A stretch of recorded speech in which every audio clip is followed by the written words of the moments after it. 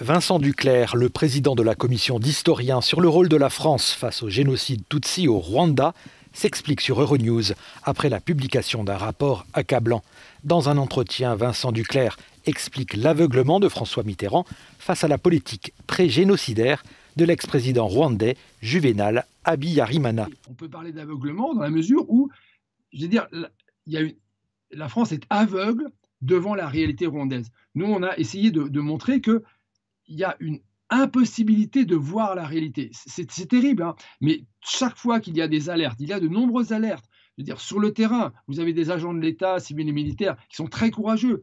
À Paris, vous avez Jean-Pierre Semanon, puis le ministre Joxe qui va se battre, et on le montre dans le rapport grâce à des archives. Eh bien, tout ça, ça ne va absolument pas ébranler la version, effectivement, de l'Élysée, avec quand même, mais c'est là où je veux dire, le dossier est complexe et je veux dire, sans du tout je veux dire, compliquer les choses pour vos auditeurs, il faut rappeler, pour être tout à fait juste et donc clair avec l'histoire, que l'Élysée tente, je veux dire, malgré tout, un accord de paix global incluant le FPR. Ce sont les accords d'Arusha. C'est un accord très, je veux dire, très ambitieux, un peu comme ce qui était prévu à La Baule. Sauf que cet accord, au même moment, la France mène une politique parallèle pour expliquer à Habyarimana, on continuera à vous protéger. Donc ça veut dire que cet accord, du reste, il n'est pas appliqué. Donc vous voyez, il y a plusieurs politiques qui se mêlent au Rwanda. C'est quand même, si vous voulez, quelque chose, je veux dire, qui n'est pas acceptable, au fond, dans un État démocratique. Si le rapport des historiens dénonce une véritable faillite de l'État français, en revanche, la commission se garde bien de conclure que la France se serait rendue complice du génocide Tutsi survenu entre le mois d'avril et le mois de juillet 1994. Nous avons considéré que la complicité de génocide, c'est que lorsqu'on s'associe intentionnellement à l'entreprise génocidaire. Et donc, dans nos archives, et on répond par rapport à nos archives, on ne fait pas une déclaration de principe. Dans nos archives, on a ces dizaines de milliers d'archives, on déclassifie et on va rendre public le 7 avril plus de 8000 documents. Eh bien, dans nos archives, aucun document ne montre que la France souhaitait l'extermination des Tutsis, souhaitait que le Hutu Power se transforme en moteur du génocide.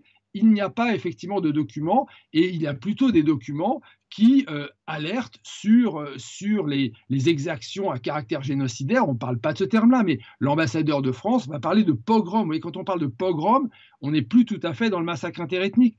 Mais tout ça n'apparaît pas. Donc, on peut répondre, la France n'est pas complice du génocide des Tutsis parce qu'elle ne s'est pas associée intentionnellement au génocide. Maintenant, pour terminer, si effectivement la France doit être complice de manière inintentionnelle à l'entreprise génocidaire, il me semble que là, il faut ouvrir l'ensemble du dossier de la communauté internationale.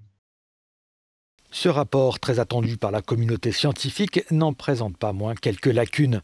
Contrairement à sa lettre de mission, la Commission n'a pas pu avoir accès aux archives d'une mission parlementaire française qui avait enquêté après le génocide, au grand regret du président de la Commission. Je dois dire qu'on a été très étonnés. Maintenant, l'Assemblée nationale est souveraine, elle a pris sa décision, et ça serait bien effectivement que les journalistes demandent au président pour quelles raisons nous n'avons pas pu voir les archives de la mission qu'il laisse. C'est effectivement un problème, d'autant que nous avons vu les archives des cellules Rwanda dont les ministères préparaient le travail de la mission qu'il laisse. Nous avons vu des choses intéressantes, importantes, et il me semble que pour donc compléter le dossier, il aurait fallu que l'on voie les archives de la mission qu'il laisse. C'est un problème pour nous et effectivement, nous l'avons écrit noir sur blanc. Si les travaux de la commission ont été plutôt bien accueillis au Rwanda, le travail des historiens est loin d'être terminé. À terme aussi, la question des réparations devra être envisagée. Je pense que les réparations sont importantes. Enfin, il y a des réparations morales et des réparations financières, mais au fond, la coopération, c'est aussi, je veux dire, d'aider. Je veux dire, et c'est vrai qu'au Rwanda, la situation des survivants est terrible. Donc, que la France, effectivement, contribue à aider les survivants qui sont au milieu de traumatismes terribles, ça me paraît tout à fait juste. Ce n'est pas à moi, effectivement, bien évidemment, de le décider, mais si vous me donnez mon avis, et je pense que la Commission est tout à fait de mon avis.